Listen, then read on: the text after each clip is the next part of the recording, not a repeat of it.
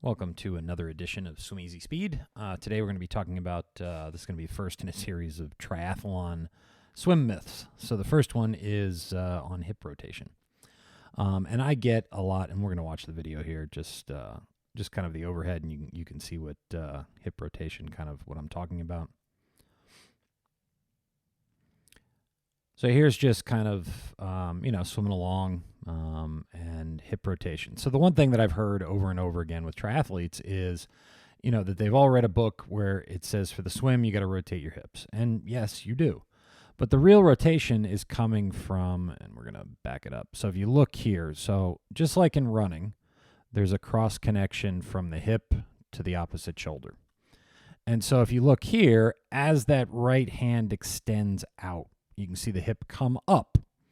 So then as the right hand catches the water and grabs back, you can see kind of how that hip is connected to the shoulders. Now, all of that connection happens from the core. The core is what's connecting the hips to the shoulders. And, in all honesty, it's the hip is rotating. It's rotating side to side, but it's also kind of going forward.